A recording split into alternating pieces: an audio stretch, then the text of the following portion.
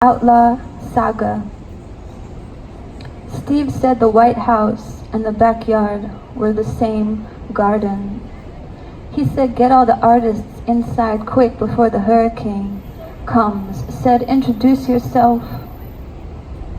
Said we are family, we talk shit about whoever we please. And at the end of the night, when the landlords come creeping to turn us all back into street poets at midnight, these same people will climb your spine and have your non-lack back. This castle, temple of art, has dust for currency, archive as riches, and when we auction it off, auctioneers, Bob Holman, poet mouth auctioneers, our ears and Dalachinsky wraps, sacred artifact with newsprint, bubble wrap, and forehead kisses each relic. The rain is coming, David Henderson wears a dusk mask. We dissemble the Hammond's wall, the art dealers will store it somewhere hopefully reliable. There are more photographers here than necessary. The walk to tribes look like this, with glass splicing poet ghosts into pieces and gloss dripping over the new poet's visions. The city teeming with uniforms, who hustled musicians. You can't stand there, don't lay down, off the pavement, off the corner, where you once summoned rhythm. The walk passing all of this, $300 cakes, painted faces, and the tinges of dollar coffee curtailed to certain neighborhoods. This was before they removed the willow which held our spot for good luck weeping. If you could traverse this walk through all of it, you had a little space shipped into you through the cavity of your eye socket and bottoming out in the chest, where the spirit grew centuries wiser for this tiny taste, tiny lick lapping against lack. Steve's stoop was creation, footprints on the clouds of how many elder orchestras had climbed this staircase out of here. A series of steps you had to wield and not fall off of to make it here at all. The staircase was overgrown wild with weeds and mosquitoes, and you had to descend it into the backyard to get down to the belly of the floral folk music and swirl jazz frequency. And Steve shouting from the balcony like an omniscient prophet of this will go on, and this is how we live, and we kiss foreheads, and now it's done. The landlord will come, taking down the wall that supported spines half a century. Poets in here, bardo of smoke and red light, fume and ash of dreams. This vestige of New York, poetry, prestige.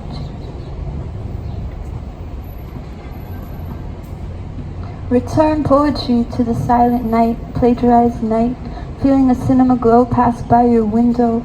Return poetry to back rooms and off stages where the poet is always off stage somewhere eating red tape. Return poetry to the off-world, inexpressible freedoms, rebel romps. Return poetry to the night of silent vows. Poets don't speak, poets don't write.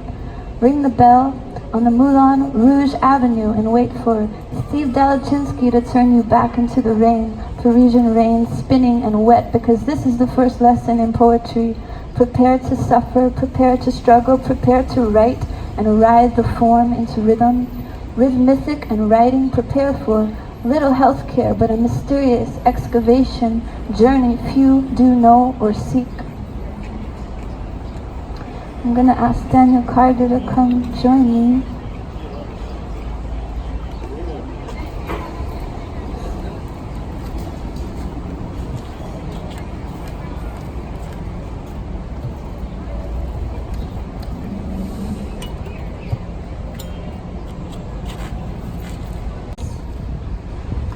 With all of us running back and forth over the Brooklyn Bridge. If they fly, it's okay. If they fly, it's okay. DRS look like this with all of us running back and forth over the Brooklyn Bridge.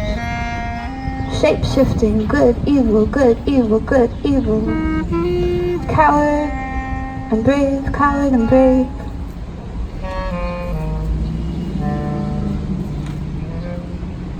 Moment to moment, shape-shift, bearing prophecies and suggestions to the state.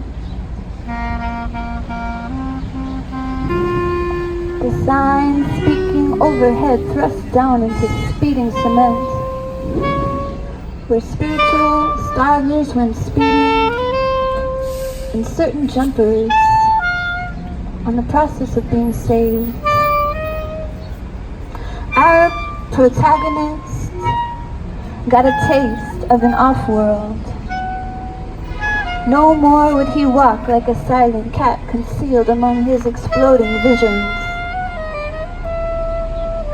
And if he was destroyed, now in ecstatic flight, so what? At least he would have seen them. His visions tasted on the rim of a blast. Didn't matter to him now where he sat. In a coffin, in a cell, he was reckless by design, and he had to follow his own nature.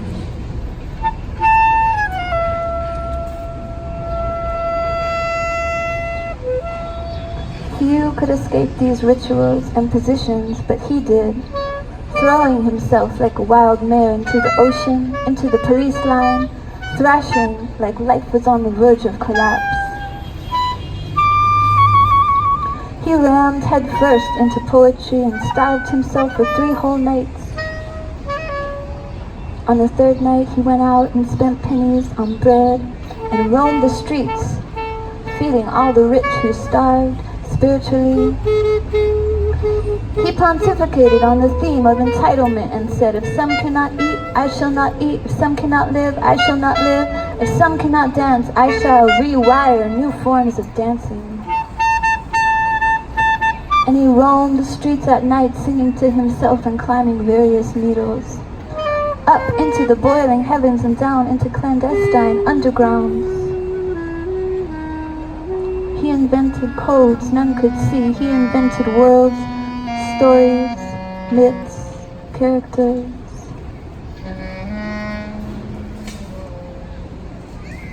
He was Houdini writhing free. He was called by any name. He was music whirling through the whole vacuum, turning to electric fume, void of form. Nothing but getting free was real, and all structure pulverized into cloud. Coins were funny. He was wild and free. So free that one day we couldn't see him anymore. Liberty pursued must flee. Liberty pursued must flee. Let go of fiery sadness called abandoned blue desire, 'cause there's work to do.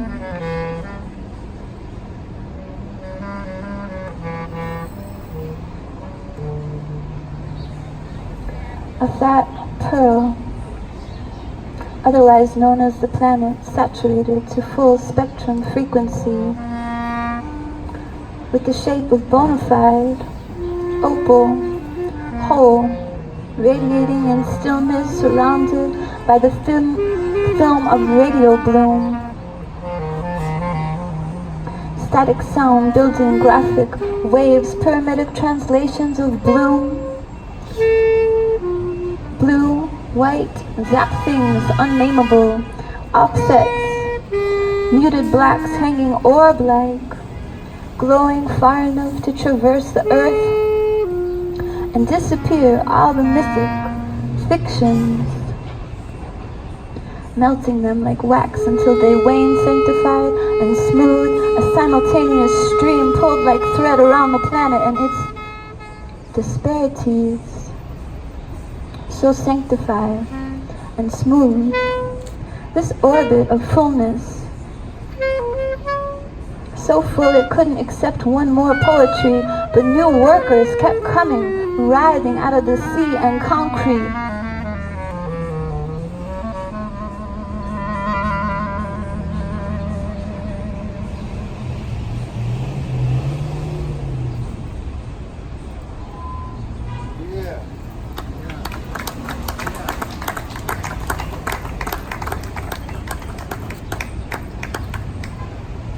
This is just a little piece that Steve always used to say.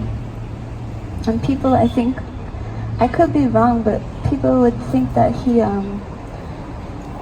just wrote it on the spot, but he kind of kept it like an arsenal. Maybe David Henderson knows if this is true. no small matter. What does it matter when nothing matters and everything is scattered and tattered and disappears into darkness?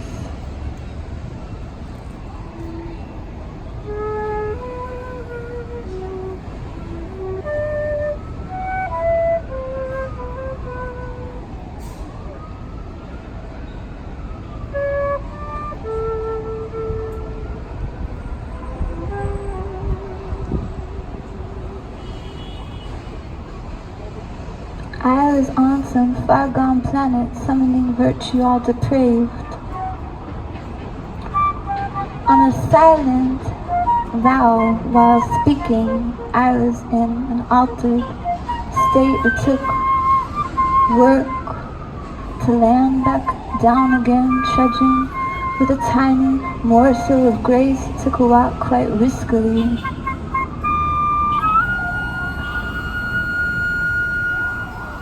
Through a massacre on mystery and into the domain of a bygone poet. I shouted the words.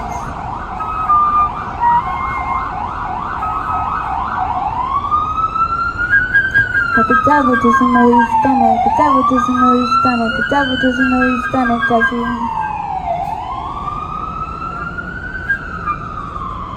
We hold this myth to be potential. They hold their truths to be self-evident, but our myth is not self-evident because it is a mystery. What opal smashed? What box for freedom? What cage for rage? What lies must I sell? What truth must I believe? March through whose blood?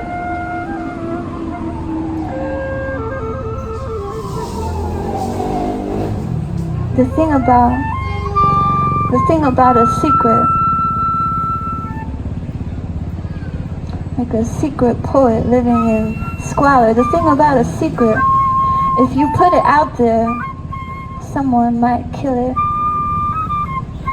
Better to be a joker in robes that billow like outlaw carnival, come to town or mirror halls of shapeshift. Like purity unyet discovered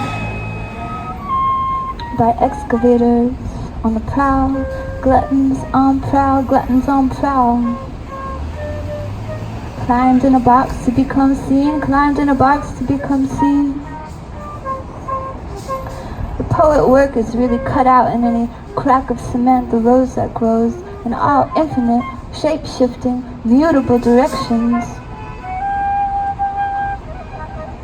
Truth was ruthlessly bound to the treasure of shapeshift.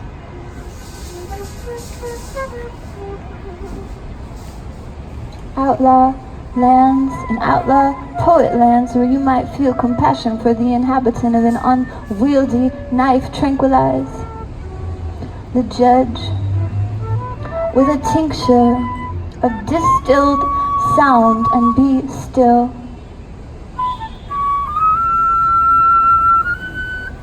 Of your shadow mouth, of your carnival trail and trial.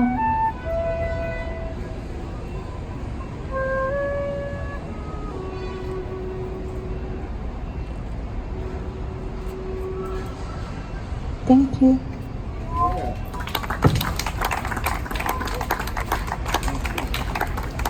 Daniel Carter, everybody. The man, the myth, the legend.